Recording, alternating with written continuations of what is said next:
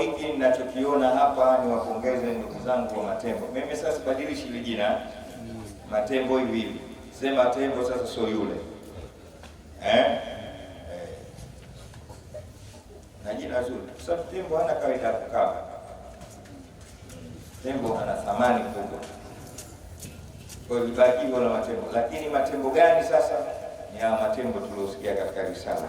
Sheikh Khalifa, Mwenyezi Mungu ajaze kila kheri. Amin. Mfanye kazi za kujihudumia nyewe wenyewe, nafsi zenu, roho zenu, lakini na kuhudumia jamii. Ndio alivyokuwa Mtume Muhammad. Mungu awabariki. Nimetembelea mayatima, nimetembelea hospitali, sawa, na mwakani tutatembea magereza na sehemu nyingine na wazee.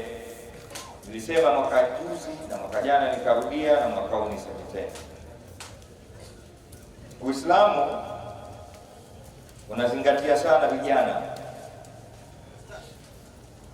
sawa, na hata sehemu kubwa ya malipo yanayomweka mtu vizuri duniani na akhera ni yale malipo aliyoyafanya katika ujana wake, kwa sababu mtoto ni sehemu ya kusamehewa, uzee pia ni sehemu ya kusamehewa. Lakini akiwa kijana, Mwenyezi Mungu pale ndo anamtizama. Sawa? Kwa nini? Kutokana na ukweli ule ule alisema Swahili tu, ujana maji ya moto.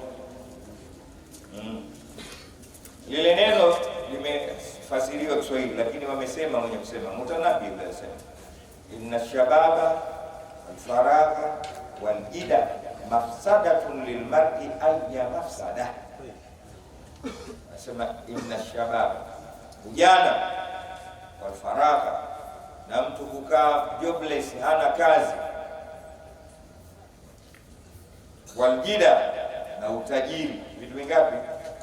Anasema vitu hivi vinamharibu mtu kuharibu kukubwa sana. Wengi wameharibika katika ujana tu, nguvu na lile joto la ujana. Tizama ujana unapokuwa. Mtu anaweza kukaa peke yake kwa kaamua kupigana.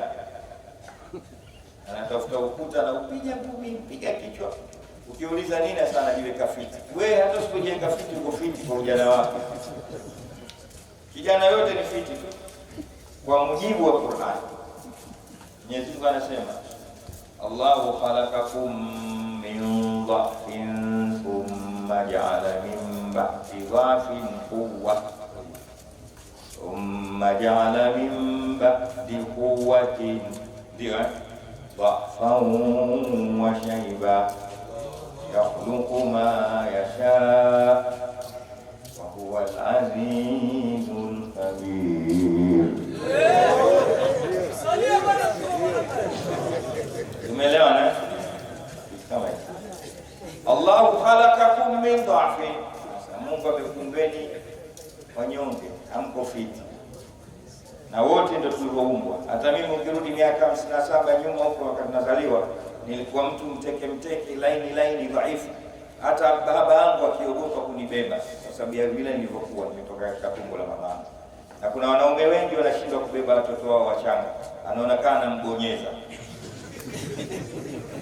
Maana ukitazama utosi unapiga na uona moyo unapiga na uona kitoto kimekaa kina tofauti na kile kitoto cha nyani.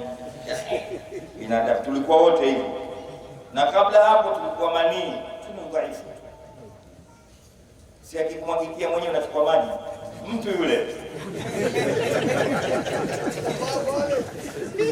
Ndio wanajua vizuri watu wenye desturi ya kujichukulia sheria mkononi.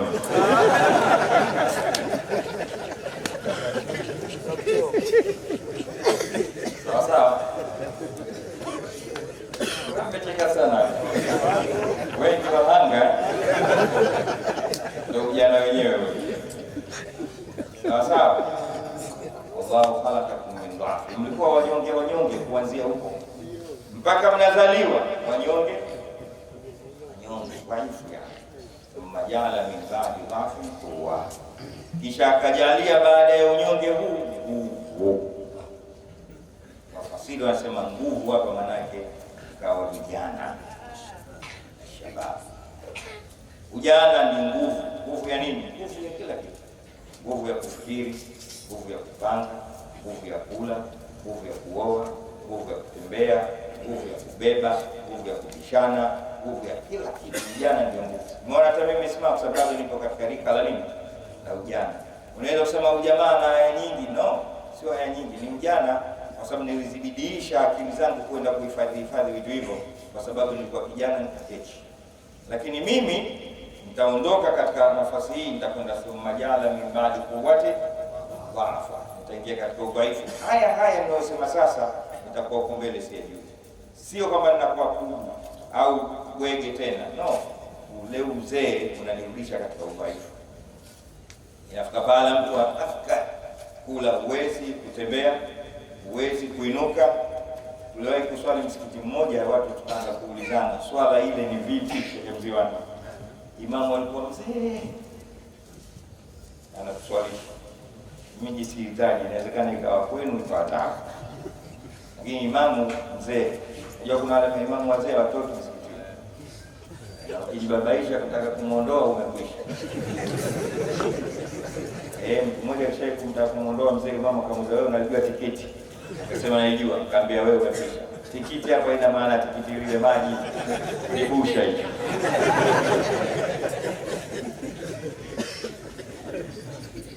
Akitumbuki hicho kidogo mpaka ujue kodi zake. Watu wana teknolojia kubwa, wewe tumie basi huku. Sasa tukirudi kule, imamu yule akiinuka kwenda katika rakaa nyingine kwa ule uzee wake na ushahidi kwamba shakuwa ni dhaifu, anakwenda mpaka anakuwa mustadbira al-qibla kwa sababu ya kupata target na timing ya kusimama hivi. Allahu Akbar.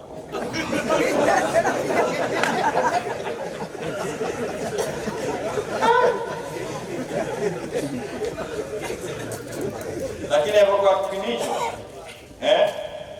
mwepesi anapiga Allahu Akbar moja kisha. Kuna msikiti mmoja Magomeni, majina nzuri, uko unaitwa Mwendo, unaitwaje? Air Mstyle.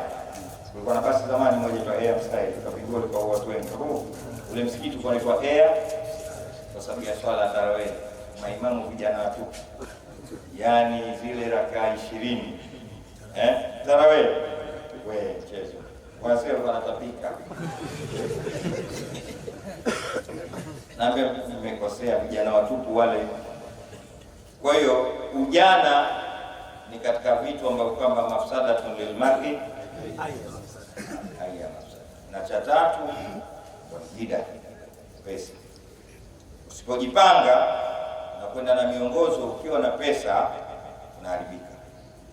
Sababu unaweza kufanya chochote. Kuna mtu kishazika ugali kwa sababu ana nini? Kasema jamani, njooni leo ndio siku yangu ya kuagana na ugali. Katengeza sherehe na shimo refu. Nini sana uzika? Hapa hakuna chakula, maji na unga. Utichumvi utichochote. Pesa zile.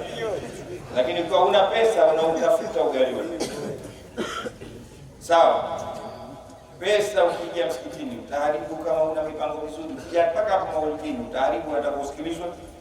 Wewe tu ukiingia serikalini utaharibu, mtaani utafanya vitu vya ovyo ovyo. Vitu vitatu ni hatari sana. Inna shababa wal faragha wal gida afsadatun lilmar'i sakini. Nawashukuru na nawapongeza vijana wenzangu wa Matemo. Nirudie na nimalize sasa hapo maulidi hii. Twendeni katika utaratibu wa mikakati ya kuacha athari. Kuacha athari. Tufanyeni kitu wakati tushakuwa wazee, tupate kuhadithia vijana wakati huo, sisi tulifanya hivi ili nao wapate kufanya. Semeni inshallah. Na tunaweza. Na usijiweke katika nafasi uwezi. Ningependa mwakani kama tutakuwa tuko hai tukija hapa katika shughuli yetu hii, Sheikh Khalifa na wenzio mtufanyie kitu sasa muathara. Kuna muathira na kilichoathiriwa hiyo sasa tumekifanya sisi. Sisi tuna kawaida kufanya vitu vinavyopita, tunakosea. Sasa twendeni na kufanya vitu vinavyobaki, na kitu kinachofanywa kikabaki ndio vile vitu alivyotaja Mtume Muhammad sallallahu alaihi wasallam, kwa sababu ndio vitu vinavyoacha thawabu nyingi, kwa sababu vinakwenda kwako na kwa mwingine. Ukiswali umeswali wewe, ukihiji umehiji wewe, kadhalika ukifunga umefunga, ukioa umeoa, ukiondoka wewe umeondoka na vyako.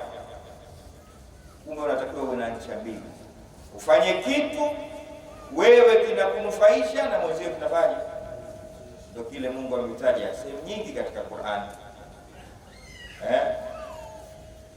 Sehemu mbili hizi kazitaja wazi wazi, suratu Al-Qiyama na katika suratu Yasin.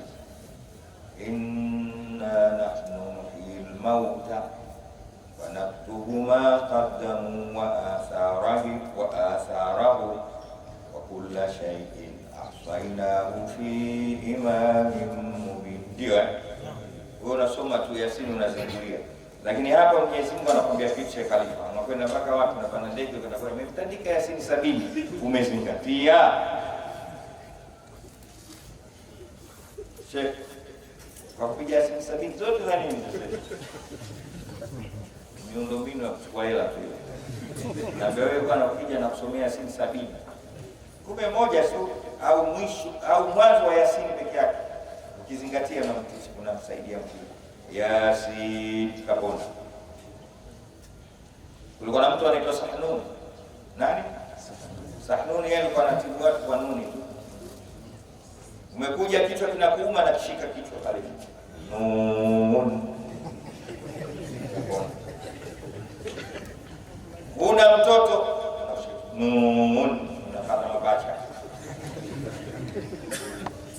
Umefukuzwa kazini, nuni tu. Ayashindi kule wazqala ni mama yashkuru. Na alikuwa na wanafunzi wengi kama Walidi Al-Hadi. Sasa kimbembe kikakuja. Siku alokufa akatokea mwanafunzi wake mmoja naye nun anakufa. Waliua watu wengi kwa nuni. Mmoja akaambia hadhihi nun aina Sahnun. Hadhihi hii ni nuni ile, lakini mwenyewe iko wapi? Sahnun. Maana alijipanga, alibadilisha ile nuni, ilimsaidia yeye kwanza, akawa hana makando kando na makombokombo na kungwao na makosa. Sawa, hakuwa na body language uongo. Alikuwa na vitu vingi ikiwemo ikhlas, ukweli na subira. Ikawa nuni peke yake inatosha. Basi sasa sisi sikutaka kuzungumza, nataka hapa Mungu anasema katika kufanya jambo lituathiri sisi na wengine, siku ya Kiyama atatulipa kwa tulioyafanya na yale tulioyabakisha yakaendelea kufanyika katika mambo mema. Lakini si mema tu, hata yale mabaya utalipwa kwa ubaya wake. Mwenyezi Mungu atuhifadhi. Ule akasema katika suratul Qiyama, nabaul insanu yawma idhin bima qaddama wa akhar balil insanu ala nafsihi basira. Ndio nabaul insanu yawma idhin bima qaddama wa akhar. Siku ya Kiyama Mungu anasema mwanadamu ataelezwa, maana yake atalipwa alichokifanya on the spot, alichokifanya na kile kilichofanyika kwa sababu yake. Sawa. Ndio maana Mtume Muhammad sallallahu alaihi wasallam akaashiria kwa kusema idha mata ibnu adama. Hapa ibnu adam maana yake muumini, inqata amaluhu illa min thalath, matendo yake yote kwa utendaji wake yeye yatakatika isipokuwa vitu. Sasa viangalie vitu vitatu hivi, utakuta ni vitu ambavyo kwamba vimemsaidia yeye, lakini pia vimehudumia jamii. Cha kwanza sadaka tunajia yeye kapata thawabu, lakini na watu au ilmu yuntafau bihi, au elimu yeye imemsaidia, imemtoa katika ujinga, lakini na watu wamewasaidia.